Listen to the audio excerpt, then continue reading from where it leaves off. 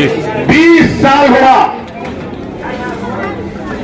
गुजरात के दंगे में कांग्रेस का member of parliament, x member of parliament थे एहसान जाफरी साहब।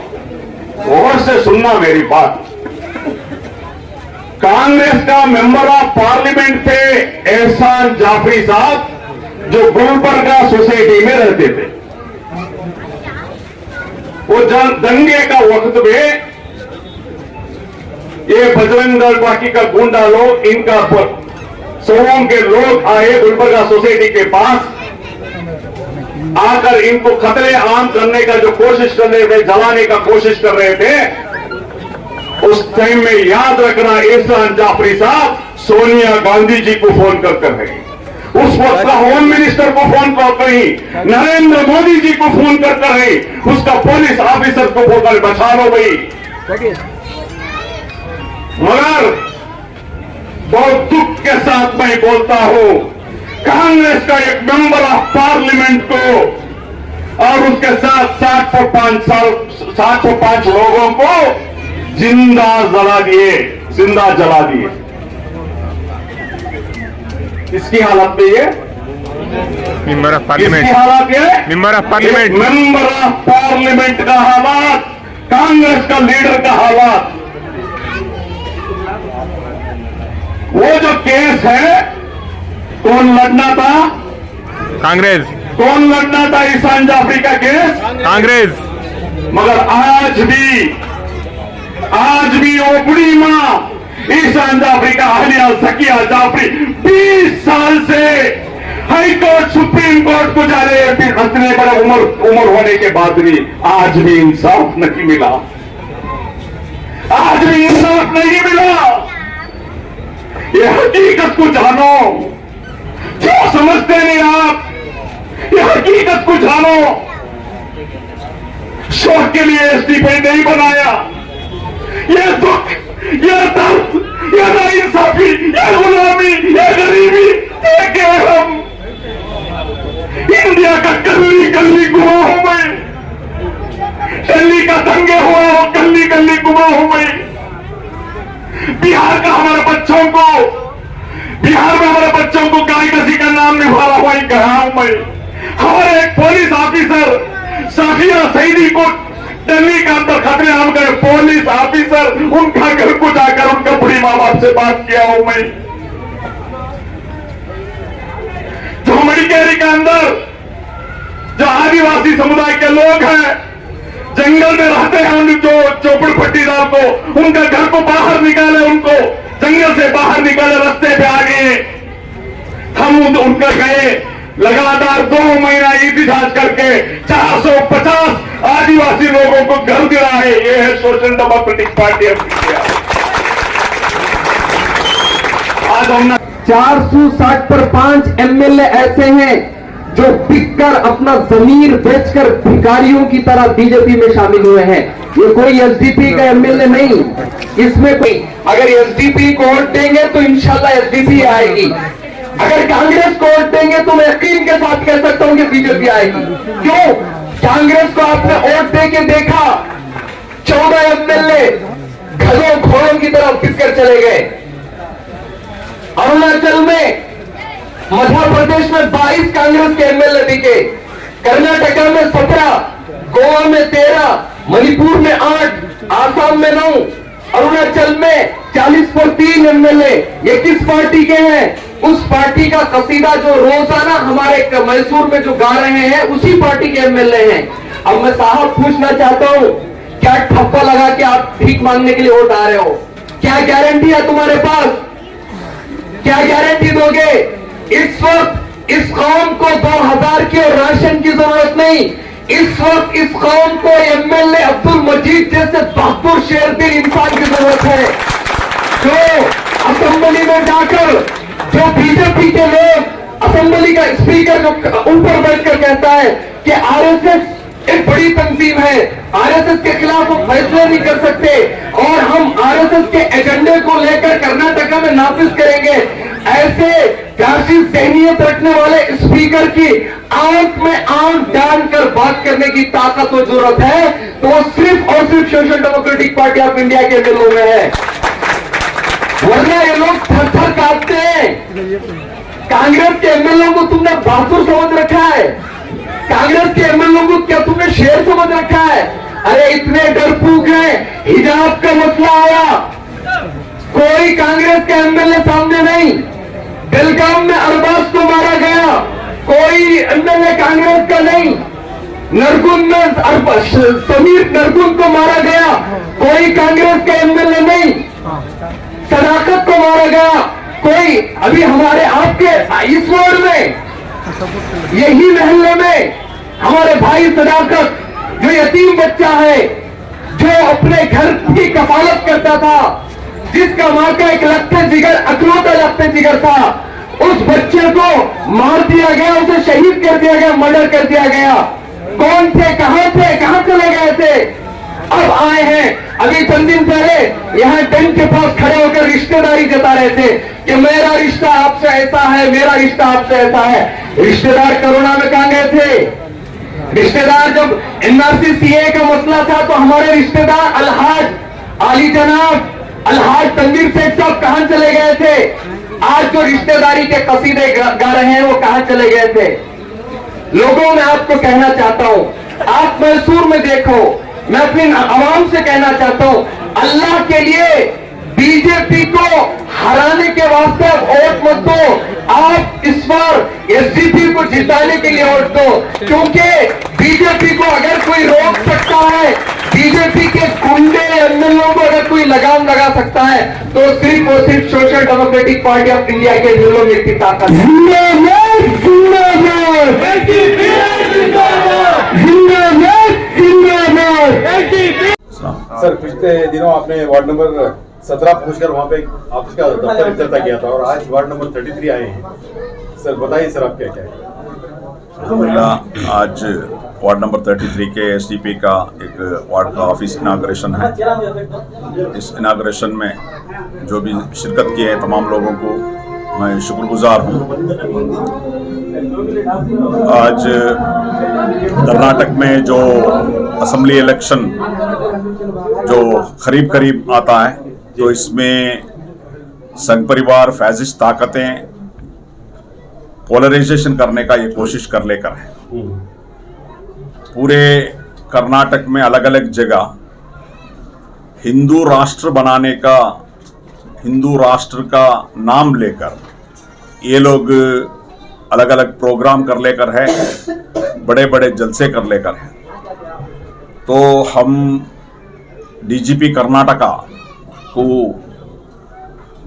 अपील करते हैं, देखो ये इस देश जो है एक डेमोक्रेटिक सेकुलर मुल्क है, इस देश संविधान से चलेगा। कोई भी लोग अगर इस देश को हिंदू राष्ट्र बनाने का बात करेगा वो इस देश का सेकुलरिज्म का, इस देश का कानून का खिलाफ है, तो इनका ऊपर कड़ी कार्रवाई होना चाहिए। ऑलरेडी हम एसडीपीआई बेलतंगड़ी स्टेशन में एक केस भी दिया है, मंगलूर कमिश्नर को जाकर, क्योंकि मंगलूर से ही शुरू है, मंगलूर कमिश्नर को आकर हम लोग ये भी दिए। देखो चंद दिन पहले आपको मालूम होगा अलग अलग मुसलमान तंजीमों के ऊपर जो एक इल्ज़ाम जो है, इन लोग इस्लामिक इंडिया को इस्लामिक मुल्क बनाने वाले थे, इस्लामिक मुल्क बनाने वाले थे बोलकर एक झूठा इल्ज़ाम लगाकर उनको उनका ऊपर सेडिशन केस, देशद्रोह का केस डालकर उनको जेलों के अंदर बिठाया गया। आप देखें तो इस देश एक सेकुलर मुल्क है, एक डेमोक्रेटिक मुल्क है। इस देश सेकुलर मुल्क ही रहेगा। कोई इस देश को इस्लामिक मुल्क नहीं बना सकता, कोई इस देश को क्रिश्चियन मुल्क नहीं बना सकता, कोई इस देश को सिख का देश नहीं बना सकता, कोई इस देश को हिंदू राष्ट्र नहीं बना सकता।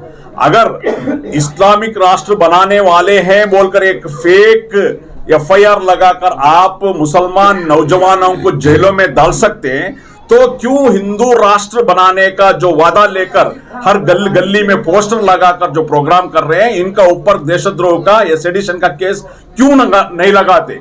ये डबल स्टैंडर्ड इस देश में कैसा चलेगा? तो हम social democratic party of India आपका माध्यम से हमारे हुकूमत को और डीजीपी कर्नाटका को मांग करते हैं, जो भी आइंदा दिनों में हिंदू राष्ट्र का नाम लेकर प्रोग्राम करेगा, इस देश को हिंदू राष्ट्र बनाने का बात करेगा, उनका ऊपर सेडिशन केस दखल करना चाहिए। यह हमारा एसडीपी का अपील है। सर, हाल ही में डीजे का जो वाकया हुआ था, मुजाहिद पाशा का एक बहुत ही ज्यादा अफसोसनाक बयान आया कि हमारे खुद के लीडर उनको साथ नहीं दिए। सर, आप स्टेट प्रेसिडेंट हैं, सर आपका क्या कहना है सर इसके बारे में? मैंने पता नहीं आप किसका बयान बोल रहे हैं। मुजाहिद पाशा कौन? मुजम्मिल पाशा। मुजम्मिल देखिए, मुजम्मिल पाशा जो है, मुजम्मिल पाशा आज बेल में बाहर है, तो वो केस में तो एसडीपीआई का एडवोकेट्स ही उनको हेल्प किए हैं। कोई भी हो, एसडीपीआई हर मजलूमों का साथ है, सिर्फ कर्नाटक की नहीं है, कहाँ भी। कई साल पहले मुजफ्फरपुर में जो गलाटा हुआ था यूपी का अंदर, जितने भी लोगों जो केस चला था, उस टाइम में उधर से हमारा एडवोकेट्स टीम एसडीपीआई जाके उन जितने भी मजलूम हैं उनका जरिए से कंप्लेंट करा के उनको कॉम्पनसेशन देने का काम किए हैं। दिल्ली में दंगा फसाद हुआ, मैं खुद उधर जाके पूरा सर्वे करके वो मजलूमों को मिलके उधर हमारा एडवोकेट टीम काम किया केस दर्ज करने का। दिल्ली में एक officer Safia Saeedi police officer का जो कत्ल आम हुआ, उसमें भी उनका घर को विजिट कर उनका कार्रवाई जो करना है। यानी मुल्क भर में, परसों जो राजस्थान में जुनैद और नासिर दोनों को जिंदा जला गया, कौन गया भाई? एसडीपीआई का हमारे national general secretary Yasmeen Farooqui ji और उनका टीम जाके उनका मिला के उधर डिमांड किया था। पूरे राजस्थान में जो इhtजाज करने के बाद, हमारा डिमांड का बाद मजबूरन वहां का चीफ मिनिस्टर उनका घर को विजिट करना पड़ा, उनको कॉम्पनसेशन देना पड़ा और उनका घर वाले को एक गवर्नमेंट जॉब का ऑफर भी किया। ये हमारे प्रेशर का वजह से, हमारे कैंपेन के वजह से हुआ, क्योंकि 2-3 वार हम नहीं गए थे। उदयपुर में जो वाकया हुआ था, कन्हैया लाल का जो वाकया हुआ था, उस टाइम में चीफ मिनिस्टर दूसरी दिन ही उनका घर को गए थे, कॉम्पनसेशन डिक्लेयर करे थे और उनका घर वाले को एक जॉब देने का एक किए थे। मगर जुनैद और नासिर का कत्ल होने के बाद चीफ मिनिस्टर हुआ या गवर्नमेंट का कोई नहीं गए थे। जब हम पूरे मुल्क में एहतजाज करें, राजस्थान में स्पेशली एहतजाज करें, हम एक ट्विटर कैंपेन चलाए, उसके बाद मजबूरन वहां के सीएम जाना पड़ा और कॉम्पनसेशन डिक्लेयर करा। ये हमारा काम है। जिधर भी हमारे मजलूम कम्युनिटी है उनका बारे में हम इंशाअल्लाह जद्दोजहद करेंगे। सर, एक आखिरी सवाल था, एसडीपीआई हमेशा हमारे कॉन्स्टिट्यूशन में मिला हक यानी एहतजाज को अपनाया है, हर बार आपने एहतजाज किया है। सर, अभी आने वाले इलेक्शन में क्या आपको यकीन है कि आपने जिस मरतबा आपने जो एहतजाज करके अपने तौर पर कोशिश की थी, क्या अवाम इस मरतबा आपका साथ देंगे? जरूर। मैं बताना चाहता हूं, अभी तमाम नरसिम्हा राजा का अवाम और दूसरे भी दीगर जगह हम लोग जो कंटेस्ट करे हैं, जो कि 14 साल से आपका हम खिदमत कर लेकर आए हैं, आपका हक का आवाज बनकर बात कर लेकर आए। ये बार एक मौका दीजिए, ये जो आवाज जो हम कर रहे हैं, ये आवाज विधानसभा में होना चाहिए। फॉर एग्जाम्पल, नरसिम्हा राजा है, नरसिम्हा राजा में 3.5 लाख आबादी है। 3.5 लाख आबादी रहने वाले इस नरसिम्हा राजा इलाके में एक डिग्री कॉलेज नहीं है गवर्नमेंट का। ये मैं किधर बात करना, मैं असेंबली में बात करना। ये जो नाइंसाफी जो वो लेकर है, 3.5 लाख आबादी रहने वाले नरसिम्हा राजा में एक डिग्री कॉलेज नहीं है गवर्नमेंट का, ये नाइंसाफी है बोलकर विधानसभा में मैं बोलता हूं। और इधर एक 100 बेड का हॉस्पिटल भी नहीं है नरसिम्हा राजा इलाके में, 3.5 लाख आबादी। क्यों अकलियतें ज्यादा है बोलकर ऐसा नाइंसाफी कर लेकर है क्या? ऐसा हम क्या दूसरी नंबर का शहरी है क्या? ये तमाम जो भी जुल्म है, नाइंसाफी है, ये असेंबली का अंदर बात करना है। जो हिजाब का मसला हुआ, जो अजान का मसला हुआ, जो बाइकाट का मसला हुआ, हलाल का मसला हुआ, ये तमाम चीजें का ऊपर बात करने वाले एमएलए चाहिए। हम लोग को आवाज उठाने वाले एमएलए चाहिए। जिस जगह भी हमारा नाइंसाफी होता है, जुल्म होता है, उस जगह पहुंचकर उन फैमिली को हिम्मत अफजाई कर उनके साथ कटने वाले एमएलए चाहिए।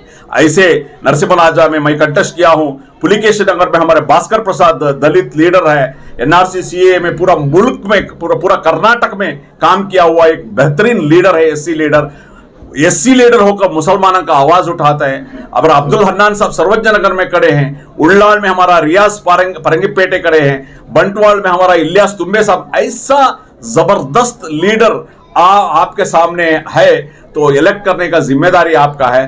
तो हमारी हुकूक के लिए काम करने वाले हम बात करेंगे। दूसरी एक बात क्या है, दूसरे पॉलिटिकल पार्टी में उनको अगर बोलना चाहते हैं तो उनको रुकावट है, क्योंकि उनका हाईकमांड उनको दबा के रखता है। हमारा कोई हाईकमांड नहीं है, हमारा हाईकमांड जो है अवाम है। अवाम की हर इश्यूज को बेबाक किसी पीछे हटते नहीं हुए बोलने के लिए हम तैयार हैं। हम आज भी बोलेंगे, कल भी बोलेंगे, सामने वाले कितने भी बड़ा आदमी है, हम उनका बारे में हमारा हक का आवाज हम उठाए। सर, जहाँ तक की बात है, यहाँ पे अवाम में जहाँ पे मुसलमान है वहाँ पे हिंदू भाई नहीं, क्या आपको लगता है कि हिंदू भाई भी आपका साथ देंगे? जरूर देगा, क्योंकि हम हर मजलूम कौम का साथ हैं। देखिए, अगर हम social democratic party of India इस कर्नाटक के अंदर जितने भी इश्यूज लिए हैं, दलित का इश्यूज हम लोग लिए हैं, उनका हक दिलाने के लिए हम काम किए हैं। क्रिश्चियनों के ऊपर जो चर्च अटैक हुआ, सब अव्वल सब में हमें करके उनको साथ दिए हैं। जो आदिवासी जो लोग हैं, शेड्यूल ट्राइब कम्युनिटी, उनका अंदर उनको घर के सामने डाले थे, उनको 1 साल हम एहतजाज करके 450 घर उनका घर दिलाए हैं। किसानों के लिए हम लड़े, हर कम्युनिटी का वास्ते हम दिले। मैं बात किया नरसिम्हा राजा के अंदर, अगर मुझे मौका मिला, एक फर्स्ट ऑफ ऑल मेरा काम है भाई को बच्चे के लिए एक गवर्नमेंट एक गर्ल्स डिग्री कॉलेज। ये गर्ल्स डिग्री कॉलेज बोले तो तमाम कौम के लिए होते हैं, और कम से कम एक 100 बेड का हॉस्पिटल मेरा प्रियोरिटी है। वो 100 बेड हॉस्पिटल तमाम सबके लिए है। अब कितना है, एनआर का अंदर सिर्फ और सिर्फ 7 प्राइमरी हेल्थ सेंटर है, ये फैमिली हेल्थ सेंटर कम से कम 16 होना चाहिए। ये तमाम चीज सब कम्युनिटी के लिए है, सब कम्युनिटी के लिए मैं काम करूंगा। मैं जो नुमाइंदा बनूंगा तो 3.5 लाख आबादी हो, हिंदू हो, मुसलमान हो, क्रिश्चियन हो, जो भी हो, उनके नुमाइंदा बनकर काम करना।